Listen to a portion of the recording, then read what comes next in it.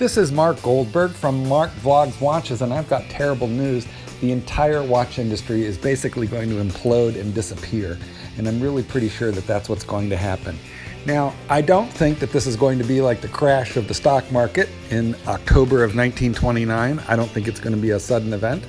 I don't think this is going to be due to some blip in the Chinese economy.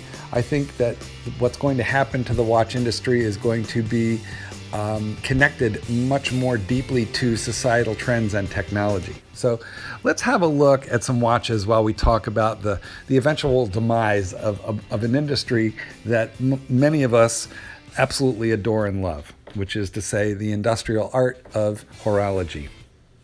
It's really quite sad, but these guys are just going to basically disappear. When I was a kid, probably the most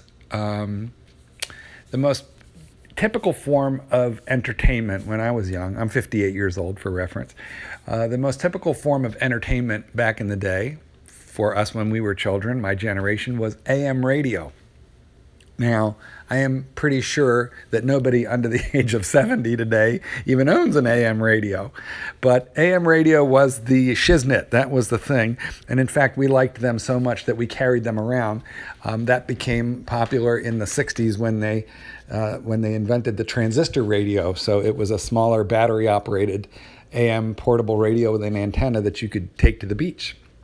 An AM radio, well, it still exists, but it's not the factor that it once was.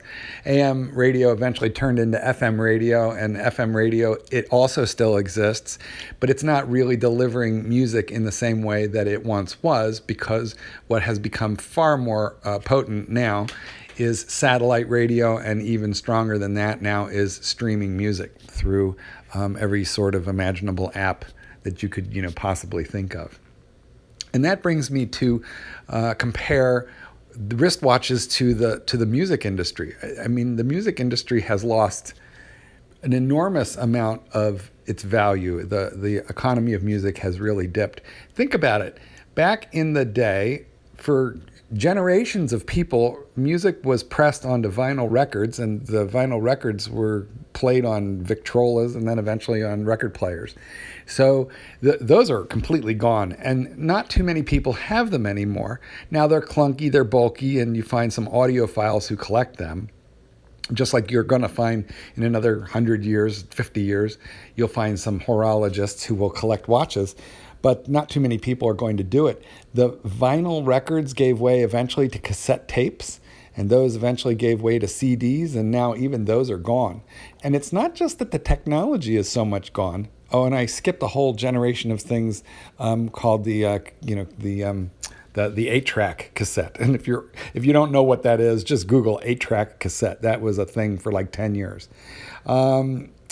But boy, there was an entire industry of stores selling this stuff. And there were hundreds and thousands of stores that sold records, cassette tapes, CDs, and they flexed and bent according to the technology of the day. But there were giant chains and independent mom and pop stores all over the country selling music. And those are just absolutely gone.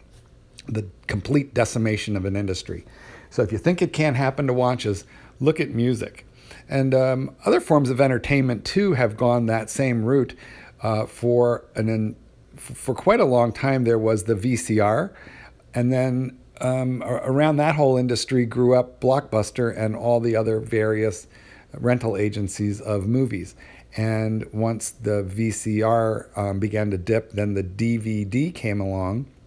But this was still a rentable medium, which you could rent or purchase. So eventually that completely went away, and now everybody is streaming their entertainment through the cell phone or through a Roku or a Google Chromecast, or they're pirating it, which is naughty, but tons of people are doing it. So an entire industry of selling and renting movies on various media, that has completely gone away too. Moreover, books and bookstores. Man, there are still books because we now have Amazon retailing them. And there are still a few bookstores around. There are some Barnes and Nobles that are left. But there were hundreds and hundreds and thousands of independent bookstores and units of bookstore chains. Now, you still find in some communities, thank God, bookstores. I'm a guy who happens to love the physical book, and I love bookstores. Spent half my youth in bookstores, and I still spend a lot of time in bookstores. But they're getting really hard to find. And so if you think that watches can't disappear, if you think that watch boutiques and watch sellers can't disappear, well, go try and find a music store. Go try and find a bookstore. That's not so easy either. You know what else isn't? All sorts of other things have disappeared. And among them, think about this.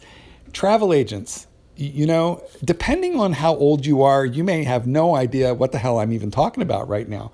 But if you're 40 years of age or older, well, if you needed to go take a trip any place, you wanted to buy a plane ticket, for example, you called or went to a travel agent and they did that for you. Basically, they used a very clunky computer system and you were kind of at their disposal. In other words, you didn't really get to see all the choices.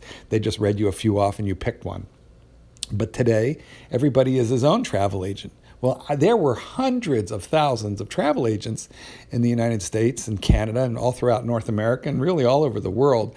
But nobody goes to a travel agent anymore, or very few do. There are some left because some corporate travel is very complicated and you may need a travel agent. But if you think that watches can't disappear, well, I can assure you that 25 years ago we thought there was absolutely no way on God's little earth that the travel agent would disappear. And I'll tell you another thing that disappeared, and that is cursive writing. Kids today, because everything is done on keyboards and they're not seeing cursive writing, it's been basically eliminated from the curriculum of many schools. And there are tons of people under the age of 20 years of age now who cannot read cursive writing. And they know how to sign their name, but that's about it. So everything is being done in print. So there's a whole kabillion sort of fonts that have disappeared. And if you don't think watches can disappear, well, boy, oh boy, ask anybody my age if they thought it was at all possible that signing your name and reading and writing in cursive would possibly disappear, because it's all but gone. Another thing that nobody thought would disappear is an item that everybody had in their house. And everybody had multiples of these in their house. And most of the people alive today grew up with these items if they're over the age of 15, and that is telephones. The landline is missing now from tons of households around the country and in fact around the world.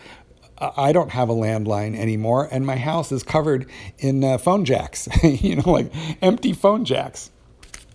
And I think that there's going to come a point when there's going to be sad but empty watch winders all over the world, because people are just not buying watches anymore. At least I should say kids are not buying watches anymore. Those of us in the collecting demographic, we're still really into it.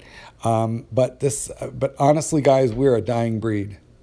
I want to make one more parallel between watches and an item that was extremely common for the last 150 years. But which has all but disappeared from the popular scene, and that is the camera. The camera plus film. That's largely gone now. Of course, everybody's got a camera in their pocket, so we're able to film more than anything, but we are no longer using the single lens reflex 35 millimeter Kodak or the Polaroid cameras. You might not even know what I'm talking about if you're 20 years of age or younger. But the rest of us remember cameras. Now, that was a giant industry. It employed hundreds of thousands of people in North America, and it's not entirely gone. And ultimately, what happened to the camera and what happened to film is kind of what I think is going to ultimately happen to wristwatches. And that is, there's going to be a certain subset of collectors who just really enjoy that technology. They're Puritans, and they want to maintain their collection of cameras and film. So there are some manufacturers of film still continuing to serve that market. It is much smaller than it ever was. The dollars are probably 1/100th of the dollars that were spent in 1975 that are being spent now. That is to say, on film and cameras. So I'm certain that industry has had a giant nosedive, but it's still there because weirdos like my friend Dennis love cameras and film.